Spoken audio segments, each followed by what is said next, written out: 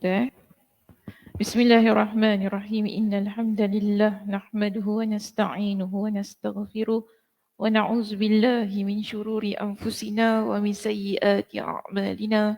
Man yahdihillahu fala mudhillalah wa man yudlilhu fala hadiyalah. Wa asyhadu an la ilaha illallah wahdahu la syarikalah wa asyhadu anna Muhammadan 'abduhu wa rasuluh amma ba'd. Rabbi shrah li sadri wa yassir li amri wahlul 'uqdatam min lisani yafqahu qawli.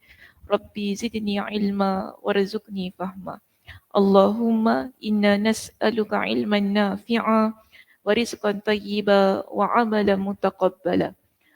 Assalamualaikum warahmatullahi wabarakatuh.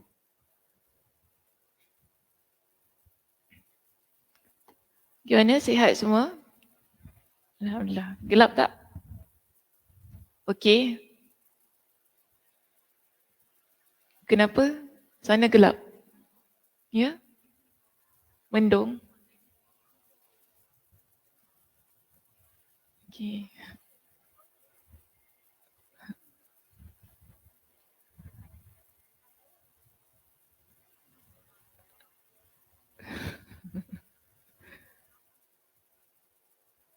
Tapi okey tak, terang tak? Terang Okey, baik. Hari ni muka surat berapa? 159. Okey, baik. Hari ni kita akan masuk bab 29 dan juga bab yang ke-30. Ada dua yang akan saya bawa pada pagi ni. Kita tengok sempat ke tidak. Tapi bab 29 ni dia tak panjang sangat. Sikit je bab 29 ni. Sebab tu kita akan masuk bab 30 sikit juga nanti. Okey, jadi kita berada di muka surat 159, sambungan kitab Fathul Bari kita di jilid yang ketiga, bab 29. Bab kita yang ke-29 pada pagi ini bertajuk membasuh tumit. Dalam bahasa Arabnya disebutkan sebagai babu ghaslil a'qabi. Wa kana Ibn Sirin yaghsilu mawdi'al khatami idza tawadda'a. Bahawasanya Ibn Sirin biasa membasuh tempat cincin saat berwuduk. Okey, terus masuk pada hadisnya. Hadis kita pagi ini nombor 165. Qala al-Imam al-Bukhari rahimahullah. حدثنا آدم بن أبي إياس قال حدثنا شعبة قال حدثنا محمد بن زياد قال سمعت أبا هريرة وكان يمر بنا والناس يتوضؤون من المطهرات قال أسبغوا الوضوء فإن أبا القاسم صلى الله عليه وسلم قال ويل للعقاب من النار. Okey, pernah baca hadisnya? Bab yang keberapa? 27. Okey, baik. Jadi hadis ini kita pernah bincangkan di bab yang ke-27. Sebab itu perbincangannya tak berapa panjang kerana telah dibincangkan dengan panjang lebar di bab yang ke-27. Jadi nanti kalau nak recall baliklah ataupun nak murajaah semula nanti nak ulang kaji, sila rujuk perbincangan di bab yang ke-27 ataupun rakaman kuliah kita bab yang ke-27. Baik, seterusnya kita baca terjemahan untuk hadis ini. Hadis nombor 165. Adam bin Abi Iyas meriwayatkan kepada kami, dia berkata, Syu'bah meriwayatkan kepada kami, dia berkata, Muhammad bin Ziyad meriwayatkan kepada kami, dia berkata, aku mendengar perkataan Abu Hurairah. Pada saat itu, dia melintas berdekatan kami dan orang-orang sedang berwuduk dari bejana air. Dia berkata, siapa berkata di sini? Abu Hurairah. Okay? Dia berkata, maknanya Abu Hurairah berkata, sempurnakanlah wuduk kalian, sesungguhnya Abul Qasim sallallahu alaihi wasallam telah bersabda, celakalah tumit-tumit yang tidak terbasuh dari api neraka. Baik, kita lihat kepada syarah judul bab kita sedikit di sini.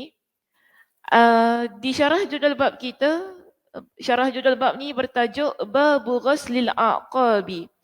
Wa kana Ibn Sirin, bab membasuh tumit. Bahawasanya Ibn Sirin, dia sanadnya mu'allaq.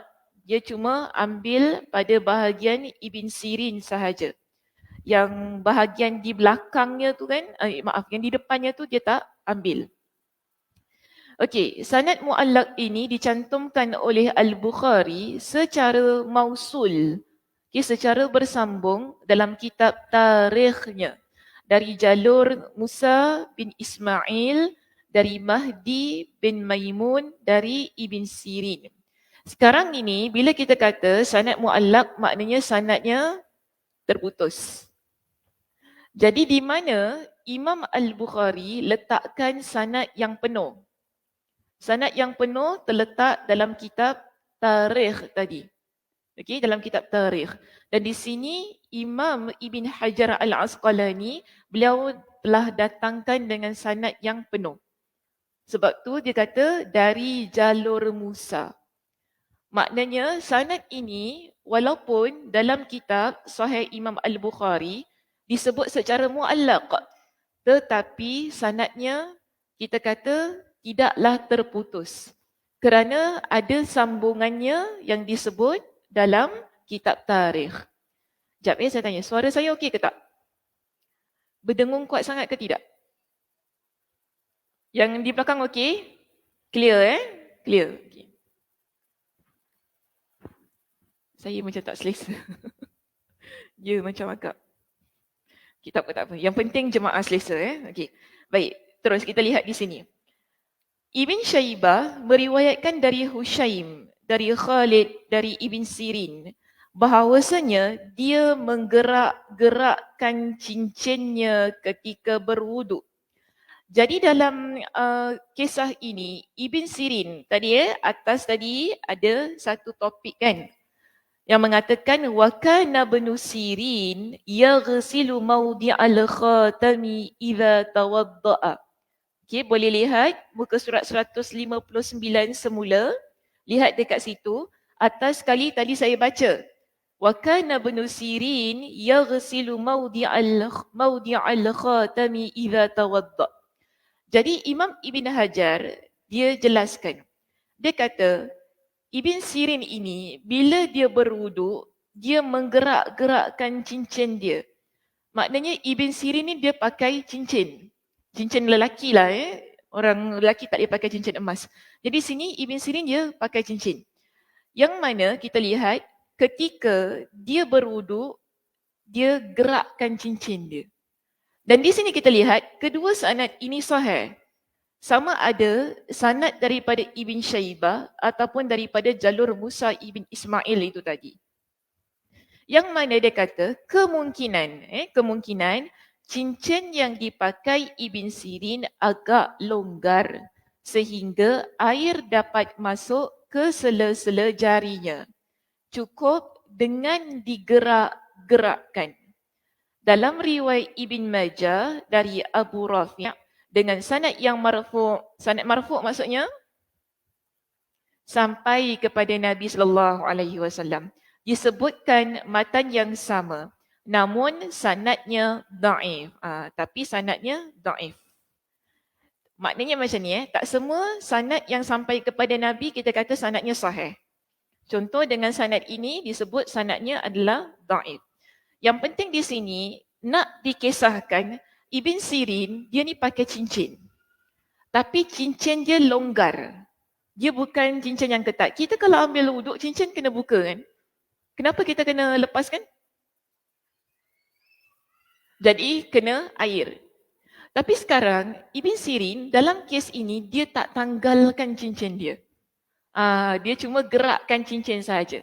Jadi bila dia berwuduk di bahagian telapak tangan ni kan, ataupun bahagian tangan lah, sebab tangan ni daripada ujung kuku ni sampai ke siku kita kan, dia cuma gerakkan cincin je. Okey, bermakna apa? Cincinnya longgar. Air dapat dipastikan masuk ke bahagian cincin tu tadi. Tapi kalau cincin kita tak longgar, kita kena lepaskan supaya air kena pada kulit yang ada cincin tu tadi. Okey, baik. Terus kita lihat di sini syarah hadis. Syarah hadis, terus lihat pada perkataan yang ketiga. Perkataan yang ketiga, al-mithhara. Okay, al-mithhara bagi saya ni pertama kali kita dengar perkataan ini. Al-mithhara. Maksudnya bejana air. Air itu dalam baldi, dalam bekas. Dibaca dengan mengkasrahkan huruf mim. Kasrah maksudnya baris bawah. Artinya bejana yang biasa digunakan untuk bersuci, untuk berwuduk. Kita ada perkataan yang berikutnya di sini. Perkataannya berbunyi asbiru. Asbiru maksudnya sempurnakanlah. Dibaca dengan memfathahkan huruf hamzah, artinya sempurnakanlah. Sepertinya dalam kes ini kita lihat Abu Hurairah radhiyallahu an, dia melihat di antara para sahabat ada yang tidak sempurna dalam berwuduk sehingga timbullah kebimbangan terhadap keabsahan wuduk mereka. Maknanya mereka ni wuduk macam tak kisahlah, ambil je cepat-cepat gitu kan. Jadi bila Abu Hurairah nampak di kalangan sahabat ni mereka ambil wuduk macam cepat-cepat. Ada mungkin anggota wuduknya tak kena. Maka sebab itu Abu Hurairah ingatkan mereka. Abu Hurairah kata apa? Asbiru, sempurnakan. Maknanya mana bahagian yang tak kena air itu perlu diperhatikan dan dikenakan air. Jadi di sini Abu Hurairah dia bagikan satu hadis Nabi. Bila dia cakap tadi kan, dia ingatkan kepada para sahabat, dia berikan hadis Nabi tentang tumit tadi yang kalau tak kena air. Maksudnya bila kita berwuduk, tumit kita ni tak tersentuh air. Kita nak cepat-cepat. Jadi Nabi pernah ingatkan bahawa tumit-tumit ini adalah tumit yang berada di dalam api neraka. Sebab itu Abu Hurairah bila dia nampak di kalangan sahabat yang mana mereka ni berwuduk sambil lewa, kan tak kena tumit mereka, Abu Hurairah ingatkan kembali hadis itu. Okey, so kita lihat di sini.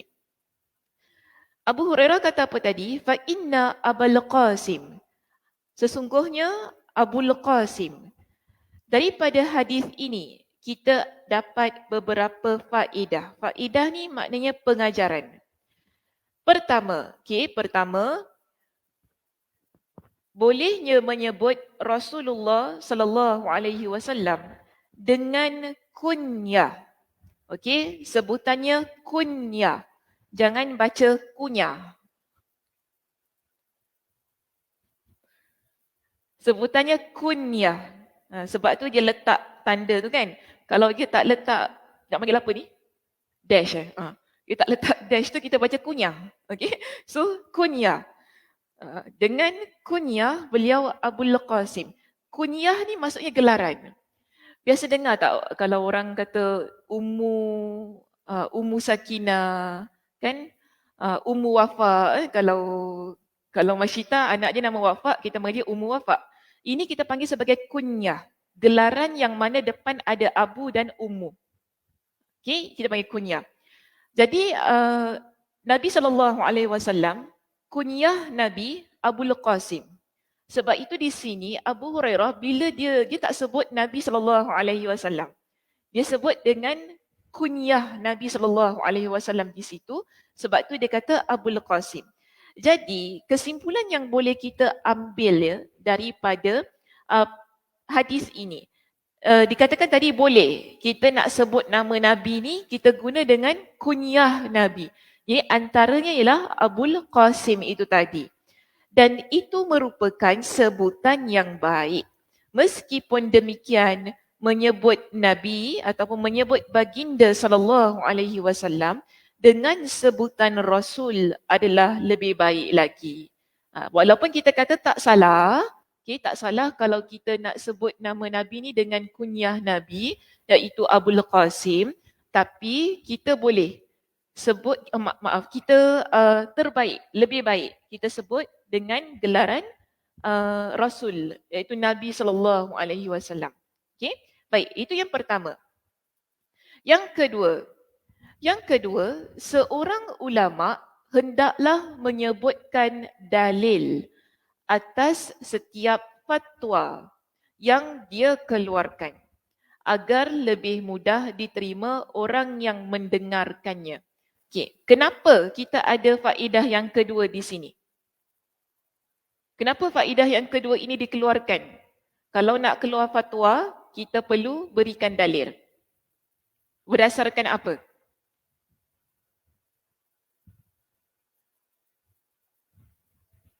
Berdasarkan apa? Hadis Nabi. Okey.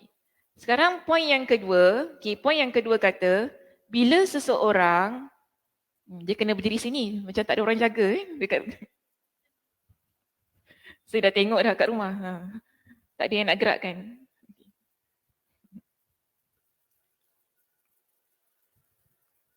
Okey. Tadi poin yang kedua, dia kata seorang ulama ni, kita kalau sebagai, bukan kita lah, kalau ulama mereka ni nak keluarkan fatwa. Bila nak keluarkan fatwa, mereka perlu keluarkan bersama dengan dalil. Kenapa? Disebutkan sedemikian. Ya? Menguatkan hujah, betul. Tapi berdasarkan apa poin itu dikeluarkan? Ya? Hadis daripada hadis Nabi. Faham tak soalan saya? Tak faham kan? Okey. Tak faham soalan saya. Sebab tu jawapan dia salah. Kita ada poin yang kedua di sini. Ya, Kak Ram faham Kak Ram? Tak faham juga. Okey. Kita ada poin yang kedua di sini. Poin yang kedua kata, seorang ulama bila mereka ini nak mengeluarkan fatwa, mereka perlu ada dalil bersama dengan fatwa yang dikeluarkan. Okey, ni poin yang kedua. Soalan saya, kenapa poin yang kedua ini dikeluarkan oleh Imam Ibn Hajar Al-Asqalani? Atas dasar apa?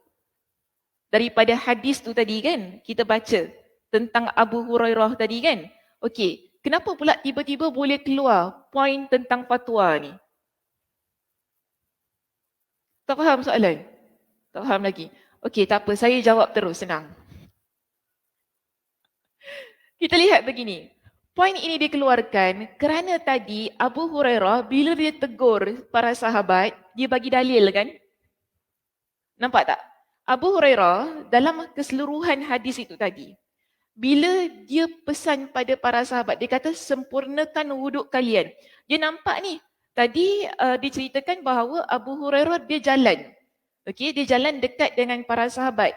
Dan pada masa itu, para sahabat mereka sedang mengambil wuduk. Bila Abu Hurairah, dia nampak para sahabat ni sedang ambil wuduk. Dia tegur kan? Dia tegur apa? Bukan celaka. Belum masuk celaka lagi. Jangan celaka dulu. Okay. Sempurnakan, yes. Dia tegur. Dia tegur para sahabat, sempurnakanlah wuduk kalian. Lepas tu dia keluarkan dalil. Dia keluarkan dalil. Maknanya, dia ada pendapat dia tadi kan. Dia tegur para sahabat, sempurnakan wuduk kalian kerana dia dengar. Nabi kata apa? Wailun. Baru masuk celaka. Maknanya di sini kita nak kata, bila Abu Hurairah, dia tegur sahabat, dia bagi dalil. Itu maksud soalan saya. Sebab itu, Imam Ibn Hajar Al-Asqalani, bila dia baca hadis ini, dia keluarkan satu pengajaran, dia kata apa? kita ni di kalangan para ulama, kalau kita ada di kalangan para ulama ataupun gurulah, kita yang mengajar, kita yang nak memberi pesanan, kita nak berikan pengajaran, teguran, bila kita tegur seseorang, pastikan lebih-lebih lagi ya, ia berkaitan agama ni, pastikan kita ada sumbernya. Oh, okey. Baru clear okey. Kita pastikan ada sumbernya. Sebab itu poin yang kedua ini dikeluarkan oleh beliau. Jadi bila kita nak tegur seseorang, kita nak kata, kena buat macam gini tau. Kenapa kita kata kena buat macam tu? Sebab dia ada ilmu dan ada dalilnya. Kita tak kata itu pendapat kita. Okey? Contoh, bila kita kata kaki ni kena sempurna wuduknya, kena basuh betul-betul. Kenapa kita kata gitu?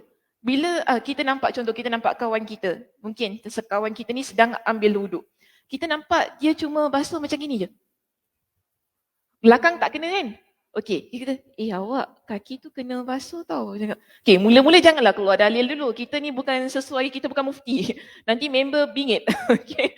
Member bengang aja. Ya Allah, dek ni kat dalam tandas pun nak keluar dalil. Tahulah belajar dengan Ustazah Sakinah. Dalam hati dia, dalam hati dia. Kita jangan keluarkan dalil dulu. Okey, nantilah, nanti. Kemudian dah solat, dah apa, dah berbual-bual, dah ketawa-ketawa ke apa kan. Baru kata, tadi tak ambil kena kaki kan. Sebab apa, kita ada belajar hari tu. Macam tu lah, baru keluar dalil. Sebab tak sama kita nak tegur dengan mengajar. Saya mengajar lain. Nak tegur orang yang dekat bus stand ke, dekat bilik wuduk ke apa, lain caranya. Dia tak boleh terus-terus keluar dalil. Orang tak suka. Okay? Tapi yang penting sekarang ini, kita nak kata, bila kita nak berikan pesanan, teguran, kita tahu kenapa kita tegur seseorang tu. Kita ada dasar dia. Okay, kita ada dalil. Maknanya kita ada ilmu macam tadi Kak Zahidah kata. Ini yang dimaksudkan oleh Imam Ibn Hajar Al-Asqalani. Setiap kali kita nak tegur seseorang ataupun kalau khususnya lah, kalau kita ini seorang ustaz, ustazah, kita seorang guru, bila kita nak beritahu sesuatu, kita nak berikan nasihat pesanan, pastikan kita ada sumber, kita ada reference kita. Baru orang yang dengar, student kita yang belajar dengan kita ni, dia mantap. Dia tak boleh hanya kita just cakap-cakap. Semua orang boleh cakap-cakap. Sebab itu Imam Ibn Hajar di sini dia keluarkan pengajaran yang kedua. Kerana level tak sama. Sebagai seorang mufti contohnya kan, sebab tadi dia guna perkataan fatwa. Bila dia guna perkataan fatwa, maknanya orang tu ialah seorang mufti. Tapi saya juga boleh relatekan ia dengan guru contohnya. Okey, dengan seorang guru, ustaz, ustazah ataupun kita sebagai ibu. Kita sebagai ibu bila kita nak ajar anak kita, kita mesti tahu kenapa kita ajar sedemikian kepada anak kita. Jangan ajar anak dengan yang bukan-bukan. Okey, jadi kalau kadang anak kita zaman sekarang ni anak suka bertanya. Kita ada cucu contohnya kan, cucu kita pun suka tanya. Kenapa ni kena solat? Kenapa kena solat? Sekarang anak saudara saya tu dah primary 1 kan. Kita dah praktikan dia kena solat 5 waktu kan. Kenapa kena solat? Kenapa Iman tak solat? Kenapa Haris kena solat? Dia tanya gitu kan. Jadi kita jangan cakap dia, kau budak-budak mana kau tahu kau diam, orang suruh solat je. Kita tak boleh cakap gitu. Kan? Maknanya terhenti budak tu dia nak belajar. Jadi itu mungkin orang lama-lama, maaf saya sebut gitu. Orang lama-lama mungkin kaedah pengajaran mereka begitu. Tu yang kita pun kalau ngaji pun kita ikut je cikgu kita, ustazah kita ngaji kan. Okey. So saya nak sambung tadi. Pengajaran daripada apa yang disampaikan itu tadi, kita lihat begini. Bila kita nak sampaikan sesuatu berbentuk yang agama ni agama. Lebih-lebih lagi tentang agama. Bukan saya kata ilmu lain tak perlu. Tapi kita sekarang cakap tentang agama, dia mesti ada base. Okey? Atas dasar apa? Apa dalil yang kita gunakan bila kita bercakap. Jadi bila orang dengar ni, okey, dia faham, dia mantap dan dia boleh terima apa yang kita nak sampaikan. Kalau kita cuma cakap gitu-gitu, mungkin orang tak happy. Walaupun saya tak nafikan, kadang-kadang kita keluarkan dalil pun orang tak happy. Ada keadaan yang begitu. Kan, ada orang tak suka, sikit dalil. Apalah, cakap, ada orang tak suka. Tak apa, saya bagi je dalil, tak kisah. Suka tak suka, bagi saya macam ni lah. Kalau tak suka dengan cara saya mengajar, yang suka keluar dalil, boleh belajar dengan ustazah lain, dipersilakan. Ada beramai ustazah. Okey? Ustazah Sakinah, sikit keluar dalil. Saya dalil Allah. Berasap telinga aku. Tak apa. Boleh belajar dengan ustazah lain. Okey, saya mengajar orang yang nak belajar dengan saya. Itu je senang. Tapi kalau siapa rasa berat sangat, cara sedemikian, sila cari guru yang lebih ringan cara pengajaran dan pembelajarannya. Tapi yang penting, kenapa kita sering baca ayat Al-Quran, kita sering keluarkan hadis Nabi, kita syarahkan ayat Al-Quran, kita syarahkan hadis Nabi, kerana kita nak masyarakat terdidik dengan pembelajaran yang sedemikian. Okey, bila belajar satu point, dia mesti ada dalil. Kenapa ustazah cakap macam ni? Sebab Allah kata gini dalam Al-Quran. Nabi kata gini dalam hadis. Para ulama discuss bagaimana. Cantik perbincangan, balik pun kenyang. Okey, balik rumah kenyang. Dia tak macam angin-angin kat kepala, kan? Dia tak masuk angin keluar asap. Dia kenyang. Sebab apa? Ada ilmu masuk dalam perut dia, semikian. Jadi bila kita biasakan begitu, inilah yang kita panggil sebagai nilai tambah dalam diri kita. Bila kita belajar sesuatu ilmu. Kerana begitulah di kalangan para ulama ketika mereka discuss sesuatu isu, mereka akan juga datangkan dengan dalil yang mantap. Jadi masyarakat juga faham. Sama juga kalau saya nak bawakan contoh, bila Majlis Ugama Islam Singapura MUIS kan, bila kita keluarkan fatwa, baca fatwa tu betul-betul. Kita akan nampak ada dalil yang disertakan bersama dengan setiap fatwa. Kita tak kata, oh ini mufti keluarkan. Kita tak kata macam tu saja. Sebab kita dah discuss setiap fatwa sebelum kita nak keluarkan kepada masyarakat. Dan setiap fatwa mesti ada dalil yang kita sertakan. Kalaupun dalam teks fatwa itu kita tak kata dalil yang penuh, tapi kita ada reference nota kaki di situ, kita beritahu daripada mana pendapat ini diambil. Yang mana membuatkan fatwa ini layak untuk dikeluarkan kepada masyarakat. Maknanya bukan sebarangan. Dia mesti ada sumber, ada dalil supaya masyarakat nak beramal, mereka yakin dengan apa yang dikeluarkan itu tadi. Okey, baik. Terus ya, kita lihat di sini. Sedangkan penjelasan mengenai masalah tumit. Okey, dah masuk masalah tumit. Tadi cuma pengajaran yang diambil daripada cara siapa tadi? Abu Hurairah ketika dia mengingatkan teman-temannya. Baik, di sini kita masuk kepada perenggan yang kedua terakhir di situ. Sedangkan penjelasan mengenai masalah tumit, hal itu telah disinggung, maksudnya telah disentuh sebelumnya. Sebab tu kita tak nak discuss panjang-panjang tentang masalah tumit tadi. Boleh terus nanti refer pada perbincangan bab yang ke-27. Dalam hal ini disebutkannya tumit secara khusus kerana ia merupakan penyebab keluarnya ancaman sebagaimana yang tercantum di dalam hadis Abdullah ibn Amr. Namun secara hukum, sebenarnya semua anggota wuduk mendapat ancaman yang sama apabila terdapat pengabaian. Jadi tu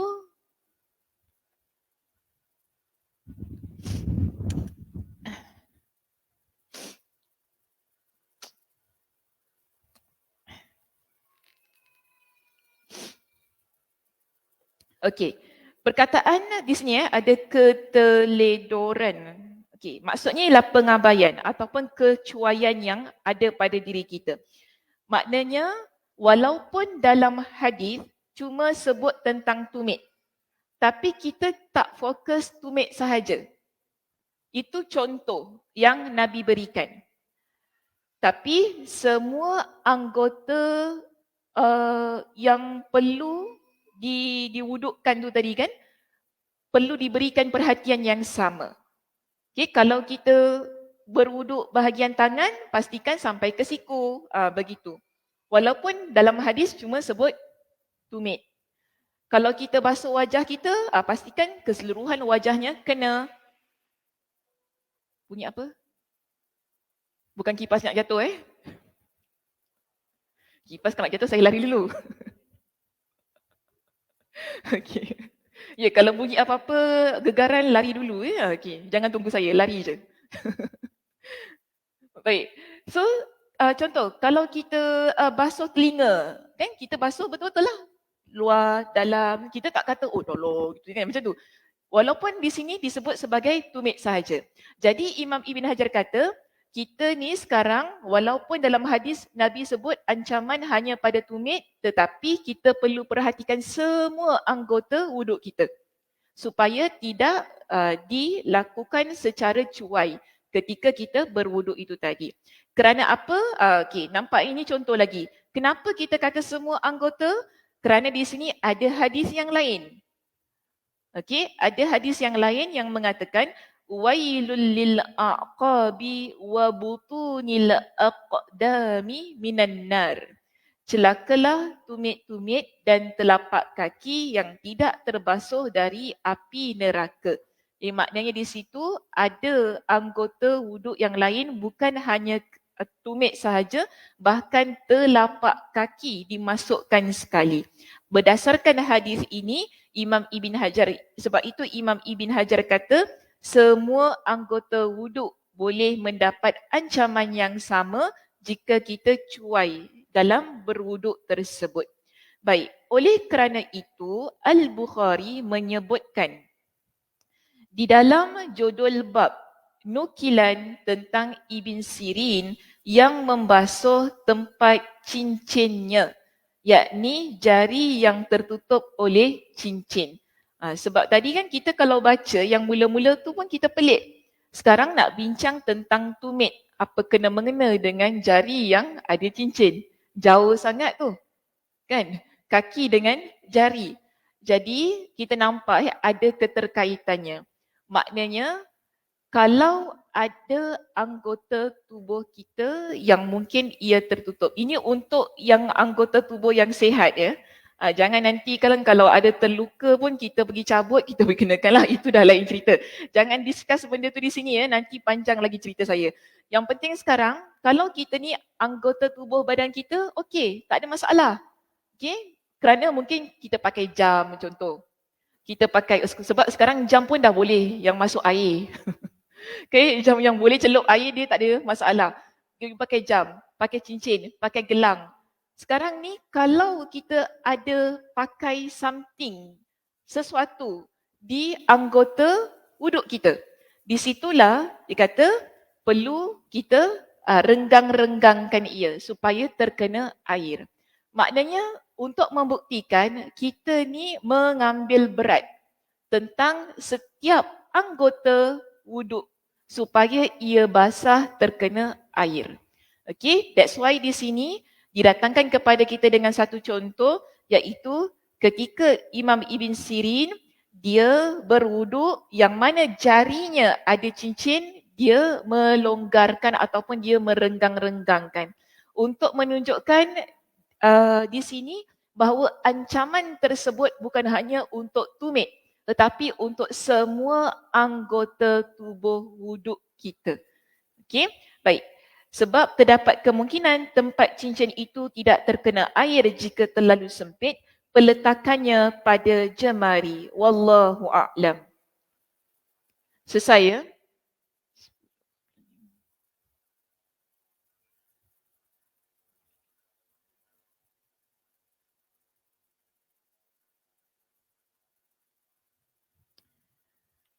Okey, ada apa-apa nak tanya untuk hadis yang ke-29 sebelum saya baca hadis 30? Hadis 30 ni panjang sikit. Mungkin boleh baca, saya baca dulu hadisnya. Sempat tak dah 10.45 ni? Semua okey ya untuk hadis 29? Yang di belakang semua okey? Okey, oh gini ya kalau okey. Selalu orang gini. Tak apalah. Mana-mana. Gini boleh, gini pun boleh. Apa-apa. Yang penting saya dapat signalnya. Baik. Kita pergi ke bab yang ke-30.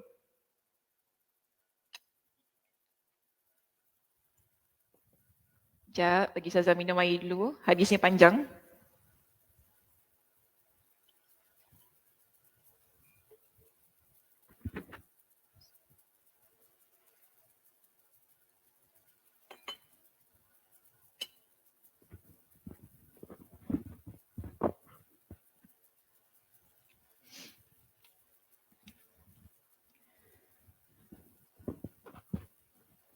Okey, baik. Kita masuk sedikit ya perbincangan hadis di bab kita yang ke-30.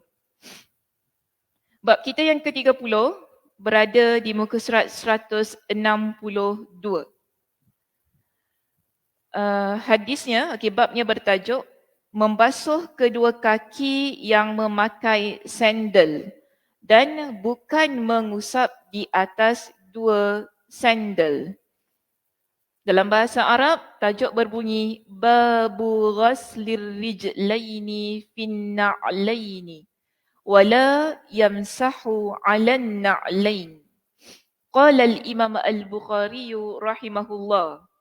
حدثنا عبد الله بن يوسف قال أخبرنا مالك عن سعيد المقبوري عن عبيد بن جريج أنه قال لعبد الله بن عمر يا أبا عبد الرحمن رأيتك تصنع أربعا لم أرى أحدا من أصحابك يصنعها قال وما هي يا ابن جريج. Okay, saya baca sikit, saya baca terjemahannya sedikit. Sebab hadisnya panjang ya, nanti boring. Okey. Dalam sanad ini, Abdullah ibn Yusuf meriwayatkan kepada kami, dia berkata, Malik mengkabarkan kepada kami dari Sa'id al-Maqburi, dari Ubaid bin Juraij, bahawasanya dia berkata kepada Abdullah ibn Umar. Abdullah ibn Umar siapa? Abdullah ibn Umar siapa? Anak Sayyidina Umar radhiyallahu an. Baik. Wahai Abu Abdurrahman. Jadi ini kunyah dia ya. Abu Abdurrahman, kunyah untuk Abdullah ibn Umar. Aku melihat anda melakukan 4 hal yang tidak aku lihat seorang pun dari sahabatmu melakukannya. Jadi Ubaid ibn Juraij ini, dia jumpa dengan Abdullah ibn Umar. Bila dia jumpa dengan Abdullah ibn Umar, dia tanya. Dia kata, dia biasa nampak Abdullah ibn Umar ni buat 4 perkara. 4 perkara ini yang mana ramai di kalangan sahabat lain, mereka tak lakukannya. Okey, baik. Jadi Abdullah ibn Umar, bila dia dengar soalan daripada Ibn Juraij itu tadi, dia tanya balik kepada Ibn Juraij. Dia kata apa? Apa saja keempat hal itu, wahai Ibn Juraij? Baik, jawapan Ibn Juraij. Saya baca bahasa Arabnya. Qala, ra'aituka la tamassu minal arkani illal yamaniyaini. Wa ra'aituka talbasun ni'ala sibtiyah. Wa ra'aituka tasbughu bis-sufrah. Wa ra'aituka idza kunta bi Makkah ahallan nasu idza ra'awul hilala wa lam tuhilla anta hatta kana yaumut tarwiyati. Okey, maksudnya lihat pada terjemahan. Jadi tadi Abdullah ibn Umar tanya kan, 4 perkara itu apa? Sekarang Ibn Juraij dia jawab. Pertama, aku lihat anda tidak mengusap rukun kecuali 2 rukun Yamani.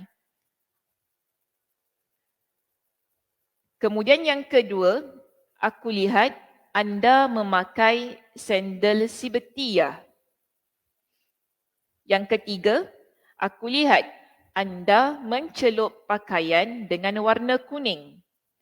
Dan yang keempat, aku lihat anda ketika di Makkah, manakala orang-orang mengumandangkan talbiyah saat melihat hilal bulan Zulhijjah.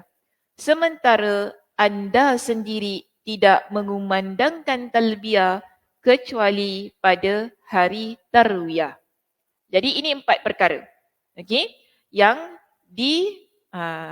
yang dipelikkan, yang dihairankan oleh Ibn Juraij tentang Abdullah ibn Umar. Bila Abdullah ibn Umar didengar tentang 4 perkara ini, dia pun explain kepada Ibn Juraij. Dia jelaskan kenapa 4 perkara tersebut menjadi kehairanan Ibn Juraij. Apa kata Ibn Umar? Baik, kita baca bahasa Arabnya di situ. Qala Abdullah. Abdullah berkata, ammal arkanu fa inni lam ara Rasulullah sallallahu alaihi wasallam yamassu illal yamaniyaini wa amma an-ni'alu sibtiyah fa inni ra'aitu Rasulullah sallallahu alaihi wasallam yalbasu an-na'la allati laysa fiha sya'arun wa yatawadda'u fiha fa ana uhibbu an albasaha wa amma as-sufratu fa inni ra'aitu Rasulullah sallallahu alaihi wasallam yasbughu biha fa ana uhibbu an asbugha biha wa amma al-ihlalu fa inni lam ara Rasulullah sallallahu alaihi wasallam yuhillu hatta tanba'itha bihi rahilatuhu Okey, kita lihat jawapan Umar di sini bila Ibn Juraij tanya tentang 4 perkara. Perkara yang pertama, Abdullah ibn Umar pun jelaskan, adapun masalah rukun, sesungguhnya aku tidak pernah melihat Rasulullah sallallahu alaihi wasallam mengusap rukun kecuali 2 rukun Yamani. Rukun ni maksudnya Kaabah. Kaabah ada 4 penjuru. Okey, Kaabah ada 4 penjuru. Jadi Ibn Juraij ni dia tanya, kenapa engkau ni tak usap ke 4 penjuru? Itu maksud dia. Kan? Okey, Kaabah ada 4 penjuru. Kita ada rukun Yamani, rukun Hajarul Aswad, rukun Iraqi dan rukun Syami. Ada 4 rukun pada Kaabah ni. Jadi Ibn Juraij kata, kenapa yang biasanya dia nampak Ibn Umar ni buat, dia tak usap ke 4 penjuru tu. Jadi ni jawapan Ibn Umar. Dia kata, aku tak usap tadi kan? Sebab apa? Dia kata, aku tak pernah melihat Rasulullah sallallahu alaihi wasallam mengusap rukun kecuali 2 rukun Yamani. 2 rukun Yamani ni maksudnya rukun Hajar Aswad tu, yang ada Hajar Aswad, dan juga rukun Yamani lah. Kalau yang Syami Iraqi tu, dia kata dia tak pernah nampak Nabi usap. Jadi kenapa dia mesti nak usap? Okay, ini jawapan yang diberikan kepada Ibn Juraij. Baik, itu yang pertama. Tentang rukun tadi kan. Baik, kedua, mengenai sandal sibtiyah. Sesungguhnya aku pernah melihat Rasulullah sallallahu alaihi wasallam memakai sandal yang tidak ada bulunya dan berwuduk dengan memakai sandal tersebut. Ni part ni lah yang berkaitan dengan topik wuduk. Kalau yang lain-lain tu tak ada kena-mengena lah. Kenapa Imam Al-Bukhari dia masukkan hadis ini dalam bab yang ke-30 ni kan? Maksudnya dalam bab ini kerana ada ungkapan tu tadi tentang sandal sibtiyah. Tu nanti kita akan discuss lah pada syarah hadisnya. Yang penting sekarang, bila Ibn Juraij, kan tadi dia kata, aku lihat kamu memakai sandal sibtiyah. Jadi di sini Ibn Umar dia cerita, kenapa dia pakai sandal tu? Dia kata sebab Nabi pakai. Itu je. Sebab Nabi pakai, dan yang mana Nabi tak pakai sandal yang ada bulu-bulu tu. Sandal ada bulu macam mana? Ni bukan kasut tau. Sandal tak sama dengan kasut. Dia macam slipper. Okey, kalau kasut kita panggil khizak. Kasut ni dia tutup semua. Tapi kalau sandal atas tu tak tutup. Sekarang ni sandal ni, Sibtiyah ni, dia sandal yang mana dia tak berbulu. Maknanya bukan dibuat daripada bulu lah. Okey, tapi dibuat daripada macam biasa, sandal macam biasa. Kita sandal ni dibuat daripada kulit. Okey, ada daripada pelbagai macam jenis lah kan. Cuma yang penting sekarang dia nak kata sandal Sibtiyah ni Nabi pakai. Bila Nabi pakai, Ibn Umar kata dia pernah nampak Nabi pakai dan pada masa itu Nabi gunakan semasa Nabi berwuduk. Maka sebab itu aku pakai. Dia beritahu kepada Ibn Jurayj. Oleh kerana itu aku pun suka memakainya. Nampak jawapan dia dekat situ. Sebab dia nampak Nabi pakai tadi. Sebab tu saya pakai. Kemudian kita lihat yang ketiga. Tentang masalah mencelup dengan warna kuning. Aku sendiri pernah melihat Rasulullah sallallahu alaihi wasallam mencelup pakaian dengan warna kuning. Kerana itulah aku juga suka mencelup dengan warna kuning. Maknanya Ibn Jurayj ni nak kata, kenapa dia biasa nampak Ibn Umar ni dia pakai pakaian warna kuning. Okay, baju yang berwarna kuning. Jadi kalau orang Arab ni mereka biasa celup pakaian mereka lah untuk mewarnakan pakaian tersebut. Dan itu pun kita buatlah sekarang kan. Itu yang ada warna pink, ada pelbagai macam warna kita celup. Dan dia guna perkataan sufrah. Maksudnya Ibn Umar ni dia celup dengan warna kuning. Okay? Jadi di sini Ibn Umar kata apa? Sebab Nabi biasa buat macam tu. Untuk menunjukkan kepada kita, ada warna pakaian Nabi adalah warna kuning. Ya, kenapa nak tanya?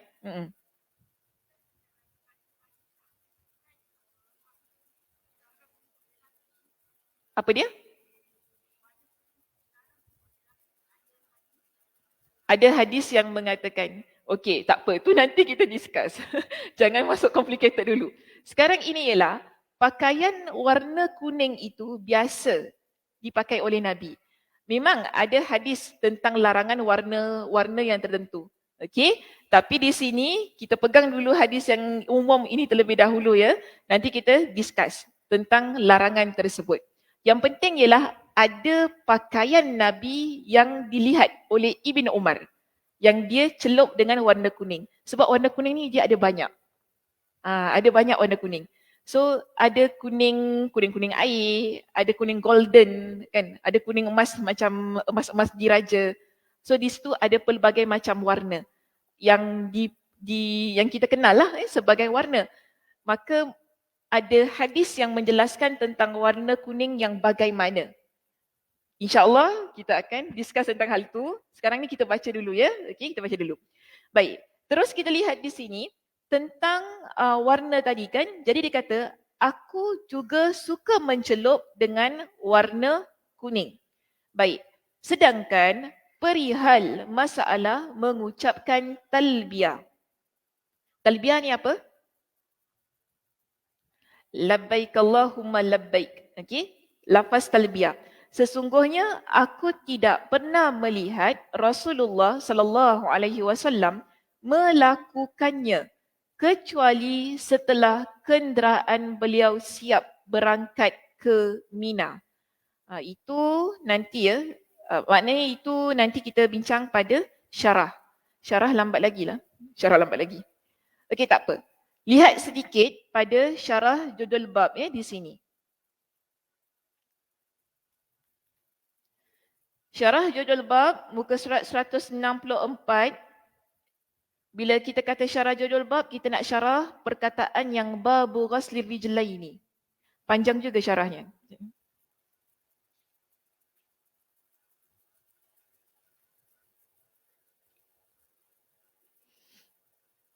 Okey, tak apa. Saza baca sikit Perkataan yang pertama itu sahaja. Dah jam 11 Perkataan di sini, babu ghaslir rijlaini fin na'laini. Bab membasuh kedua kaki yang memakai sandal. Apa yang disebutkan oleh Al-Bukhari pada judul bab tidak tercantum secara jelas dalam hadis. Judul tersebut diambil dari kalimat yatawadda'u fiha.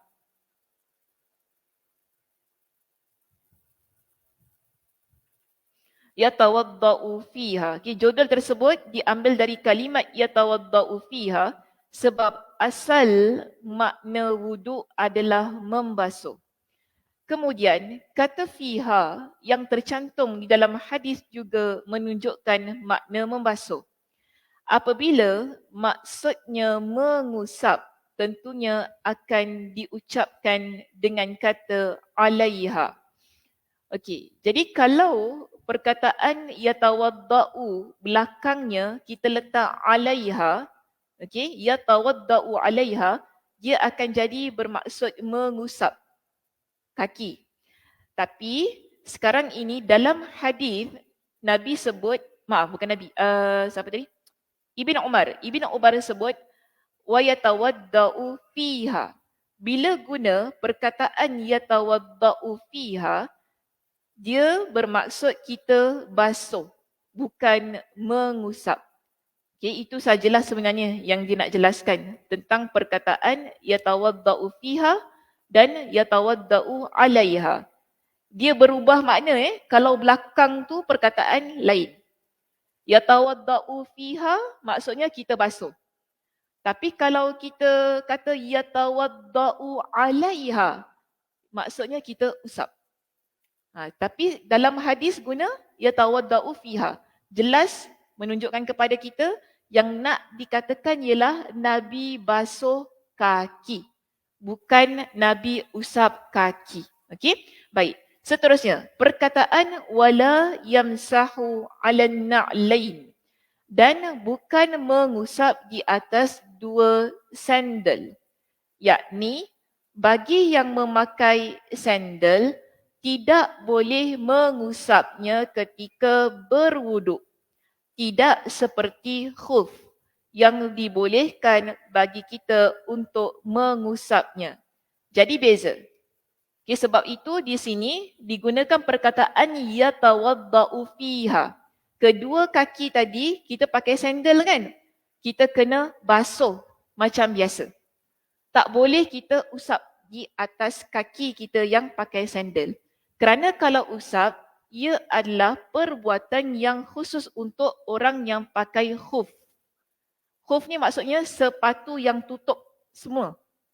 Okey, walaupun di sana ada pendapat yang mengatakan pakai stokin pun boleh. Ada perbahasannya. Itu nanti nanti dia tak bahas di sini tapi ada hadis yang lebih komplit lah, lebih lengkap. Nanti insya-Allah kita akan bahaskan. Cuma sekarang kalau untuk topik ini, untuk topik kita pada pagi ini, bab yang ke-30. Judul ini jelas menunjukkan kepada kita kedua kaki tidak boleh untuk hanya sekadar kita ambil air, kita sapu saja atas dia. Kerana apa? Penggunaan perkataan yatawadda'u fiha itu tadi. Yang digunakan oleh Ibn Umar. Jelas tunjukkan kepada kita yatawadda'u fiha, Nabi wuduk, Nabi basuh. Okay, dengan sepenuhnya pada anggota kaki itu tadi. Hingga ke buku lali kita. Sebab itu dia kata wala yamsahu 'alan na'lain. Kita tak boleh, kalau kita pakai slipper, kita tak boleh sapu di atas slipper tu tadi. Kerana perbuatan itu hanya untuk khuf. Tadi kan dia kata. Dan dia kata Al-Bukhari mengisyaratkan kepada hadis yang diriwayatkan dari Ali dan sahabat yang lain bahawasanya mereka mengusap sandalnya ketika berwuduk sebelum solat. Jadi apa yang dimuatkan oleh Imam Al-Bukhari dalam judul bab ini, dalam topik ini, sebenarnya ada hadis lain yang mana Imam Al-Bukhari bila dia baca hadis ini menunjukkan bahawa ada di kalangan sahabat mereka sapu di atas sandal tu tadi. Contohnya didatangkan, dia isyaratkan kepada hadis yang diriwayatkan dari Ali dan sahabat yang lain menunjukkan mereka ini mengusap sandal ketika berwuduk sebelum solat. Hal ini maknanya hadis itu tadi diriwayatkan juga dengan diriwayatkan juga dalam hadis marfu' riwayat Abu Daud dan yang lainnya dari hadis Al-Mughirah bin Syu'bah. Hanya saja hadis ini didaifkan oleh Abdurrahman ibn Mahdi dan para ulama lainnya dari para imam iaitu ahli hadis. Maknanya walaupun Imam Al-Bukhari dia jumpa hadis yang jelas menunjukkan ada di kalangan sahabat mereka sapu ketika mereka ni pakai sandal. Tapi jelas kepada kita Imam Ibn Hajar kata apa? Hadis itu daif. Okey? Status hadis itu lemah. Biasanya kita ni bila nak mengamalkan dalam agama, kita akan guna hadis yang lebih sahih. Kalau hadis lemah, bukan kita kata kita biarkan begitu saja. Dia mungkin boleh jadi hujah untuk orang lain. Tetapi yang terbaik di sini ialah kita gunakan hadis yang lebih sahih. Lebih kuat statusnya. Dan di sini Imam Al-Bukhari cuma datangkan ia sebagai isyarat sahaja. Untuk menunjukkan ada hadis itu. Namun kita lebih berpegang kepada hadis yang mana menunjukkan kalau pakai sandal kita kena basuh. Tak boleh kita sapu di atasnya sahaja. Baik, saya berhenti sampai sini ya. Sebab kalau masuk tu tak berhenti-berhenti nanti. Panjang lagi. Okey, penjelasannya. Kita sambung untuk minggu hadapan perbincangannya. Sebab nanti akan dibincangkanlah kenapa ada di kalangan para ulama yang kata kaki tu boleh basuh. Kenapa ada di kalangan para ulama yang kata hanya menyapu saja. Kan ada perbincangannya. Berdasarkan kepada surah Al-Ma'idah. Okay? Surah Al-Ma'idah ayat yang ke-6. So nanti insya-Allah pada minggu hadapan kita akan sambung perbincangannya. Ada pelbagai pendapat, ada pendapat kata boleh usap, boleh sapu saja. Ada pendapat kata kena buat dua-dua sekali. Jadi macam mana? Kita nak buat bagaimana? Dan kenapa mereka kata boleh usap? Kenapa mereka kata kena basuh? Dan kenapa ada yang kata kena buat dua-dua sekali? Usap dan basuh. InsyaAllah ya, perbincangannya panjang lagi dan kita tak boleh nak bawa pada hari ini sebab kita dah pun selesai ya waktu kita ni. Saya pun tak boleh nak drag panjang-panjang. Memang bolehlah kalau nak bawa lagi 15 minit, cuma dia jadi tak sedap. Dia tak sedap ya kalau saya masuk tiba-tiba nak berhenti lagi. Okey, itu sahaja perbincangannya. Mudah-mudahannya Allah Subhanahu Wa Taala berikan kefahaman untuk hadis yang ke-29, hadis yang ke-30 ini walaupun kita cuma baca sikit sahaja. InsyaAllah kita akan sambung pada minggu hadapan. Ada apa-apa soalan sebelum itu? Untuk perbincangan yang sedikit ni? Kebil-kebil. Kenapa Kak Song kebil-kebil? Oh nak tanya? Okey.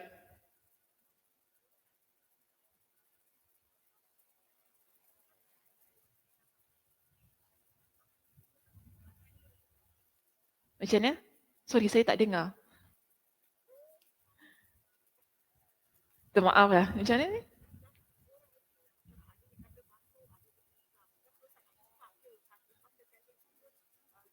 Oh, kenapa ada kata basuh, kenapa ada kata usap? Kenapa tak lepaskan saja sandal tu? Minggu depan kita discuss ya kakak. Minta maaf Kak Som. Minggu depan lah ya, kita bincang lebih terperinci lah tentang soalan tu. Betul lah, kita pelik kan? Kenapa ada orang kata basuh? Ada orang kata usap, kenapa tak buka aje? Kan senang. Kita fikir senang lah.